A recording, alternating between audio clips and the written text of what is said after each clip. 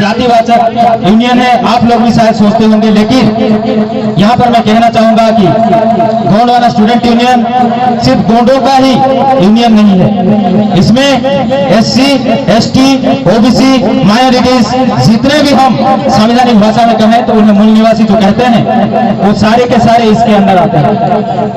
और मूल निवासियों की सारी सांस्कृतिक, धार्मिक और शैक्षिक, आर्थिक विकास के लिए गोंडवाना स्टूडेंट यूनियन हर समय प्रयासरत है।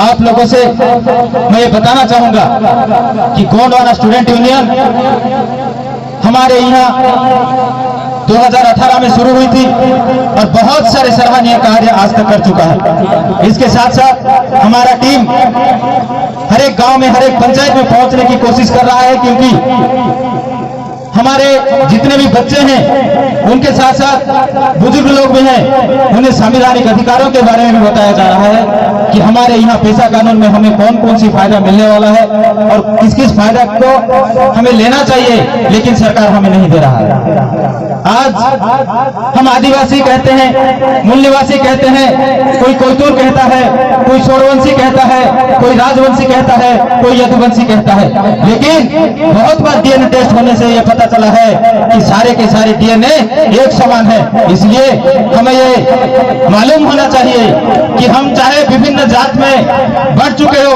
हम चाहे विभिन्न संप्रदाय में हो, लेकिन हमारा मकसद एक है और हम सारे एक ही छत्र छाया में रह करके अपनी विकास कर सकते हैं। इसलिए हमें सबसे पहले इसके लिए गोंडवाना स्टूडेंट यूनियन के साथ जुड़ना होगा।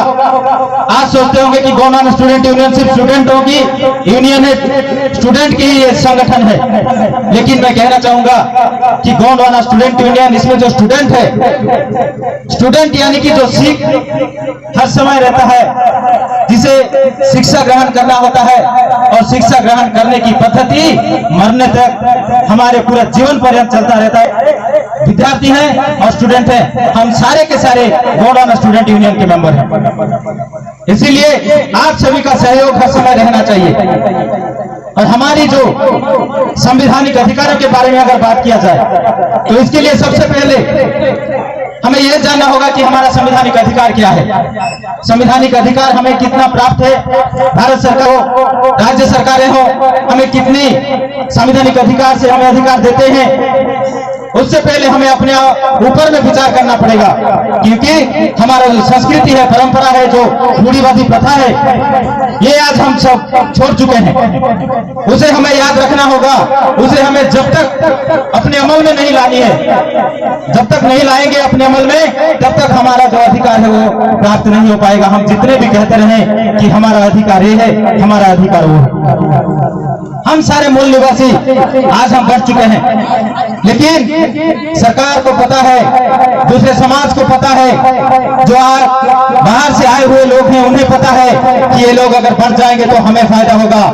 और इस देश में आप लोगों को पता होगा, यह मूल निवासियों का रास्ता, गोंडों का रास्ता, साहुओं का रास्ता, या दूसरे समाज के रास्ते जितने मूल निवासी हैं, आप लोगों को पता है, साहू जी महाराज, रानी दुर्गावती ये राज करते थे, लेकिन आज हमारा अवस्था इस प्रकार हो चुका है कि हम आज भीख मांगे की तरह हो चुके हैं। आज मुझे एक खबर मिला कि कहीं पर हमारे आदिवासी लोग, आदिवासी अर्थात मूल निवासियों को हम कहते हैं, तो आदिवासी लोग अपने किडनी बेच करके अपने लिए खाना जुगाड़ कर रहे हैं, अपनी ब्लड को बेच रहे हैं 8-8 रुपया में एक पैकेट को। इतनी दयनीय अवस्था पहुंच चुका है, लेकिन हम कहते हैं अपने आप को इस देश का मालिक। सोचने वाली बात है, क्यों हम आज इस तकलीफ से गुजर रहे हैं? इस तकलीफ के कारण कौन है? हम खुद हैं, क्योंकि हमें सबसे पहले तो शिक्षित होना पड़ेगा। जब हम शिक्षित होंगे, शिक्षा होकर आगे बढ़ेंगे, उसके साथ संवैधानिक अधिकारों को प्राप्त करेंगे। और हमारी जो बच्चे हैं, हमारी जाति हैं, आज जो युवा वर्ग है, इनका जो धैर्य है, इनका जो साहस है, ये भी आज बहुत कमजोर लग रहा है। अपने आप को आप सफल समझिए, अपने आप को आप लोगों के सामने बात करने की काबिलियत बनाइए, नहीं तो कभी भी अपने जो अधिकार है वो हम प्राप्त नहीं कर सकते। संवैधानिक अधिकार के बारे में अगर बात किया जाए तो यहाँ की जो मूल निवासी है SC ST के लिए एट्रोसिटी एक्ट है, लेकिन आज तक मेरे अनुमान में शायद मेरे से पहले भी कभी भी हम एट्रोसिटी एक्ट के फायदे यहाँ पर कोई नहीं ले पा रहे हैं, क्योंकि हमारे लोगों को पता ही नहीं है कि एट्रोसिटी एक्ट क्या है। हमारे लोगों को पता ही नहीं है कि हमारे ऊपर अगर कोई जाति भित्तिक गाली गलौज करता है तो उसके लिए हम कौन सी एक्ट की लागू करें, और अगर हम थाना भी जाते हैं, हम अगर कोर्ट भी जाते हैं, हम अगर किसी के पास कंप्लेंट भी करते हैं तो हमारा FIR लिया नहीं जाता है। आज बहुत सारे इसी तरह घटनाएं हमारे एरिया में घट रही है। आप लोगों को पता होगा कुछ दिन पहले की जो घटना है यहाँ पर घटित हो रही है कि पेशा एक्ट के कानून हमारे एरिया में तो कुछ आंशिक रूप से लागू किया गया है, क्योंकि जहां पेशा एक्ट लागू होता है वहां पर आदिवासियों का हक, आदिवासियों का शासन, स्वशासन चलता है, और आदिवासियों का शासन कहता है कि यहाँ का बड़े बड़े ठेकेदार भी हमारे लोग होने चाहिए, यहाँ की बड़े बड़े दुकानदार भी हमारे लोग होना चाहिए, यहाँ की बड़े बड़े अफसर भी हमारे लोग होना चाहिए, यहाँ की जितने भी कार्य होते हैं, सरकारी कार्य होते हैं, उनमें हमारे लोगों के परमिशन के बिना कोई भी कार्य नहीं होना चाहिए, पेशा एक्ट कहता है।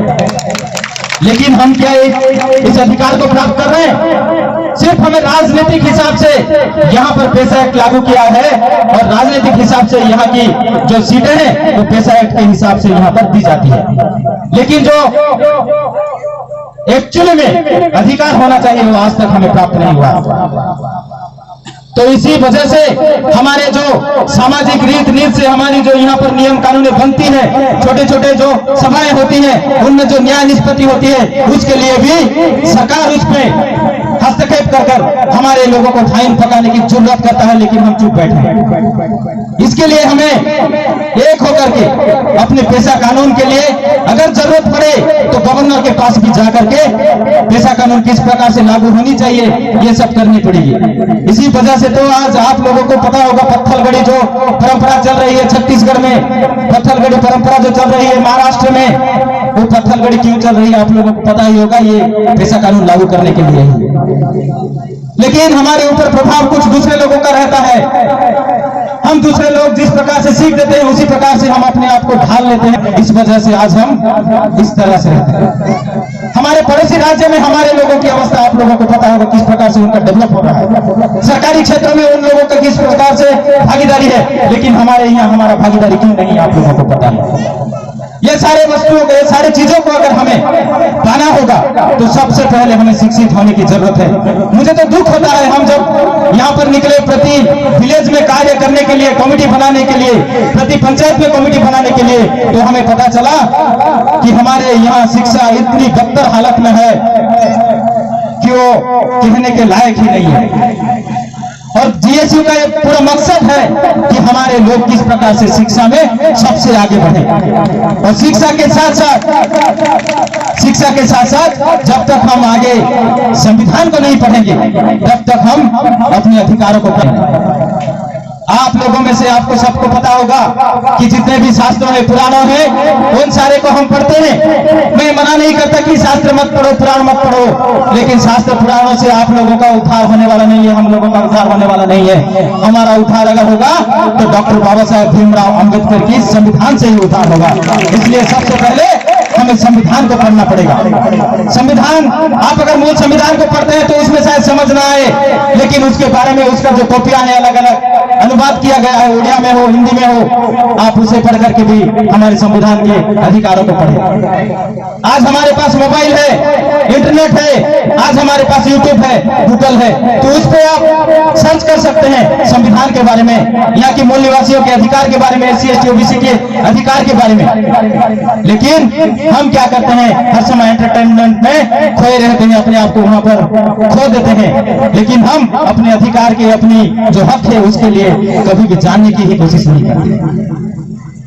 और अंत में एक बात कहना चाहूंगा कि GSU संगठन, शायद आप लोगों में से बहुत सारे लोग आज यहाँ पहुंचे भी होंगे, उनको पहले जब पता हुआ होगा, और हमें भी सुनने को मिला, हमें भी बहुत लोग गाली गलौज किए कि GSU संगठन ऐसा करता है, GSU संगठन वैसा करता है। लेकिन मैं आप लोगों को कहना चाहता हूं कि शायद पहले खाने में नीम का पत्ता कड़वी होती है, लेकिन अंत में वो शरीर के लिए बहुत लाभदायक होता है। इसी प्रकार GSU संगठन है। आप लोगों को हो सकता है पहले लगे कि GSU संगठन से हमारा कुछ अनिष्ट होने वाला है, जेएसयू संगठन को विरोध कर रहे हो, लेकिन आप आइए जेएसयू संगठन में बैठिए, जेएसयू संगठन के लोगों के साथ चर्चा करिए, आपको पता चलेगा कि जेएसयू संगठन किस क्षेत्र में कार्य कर रहा है। मैं आप लोगों से फिर से अनुरोध करूंगा कि जेएसयू संगठन से आप जुड़िए और जेएसयू संगठन को आप एक बार जानने की कोशिश करिए। मेरा वक्तव्य मैं यहीं पर समाप्त करता हूं। बहुत बहुत धन्यवाद। सेवा जुड़ा।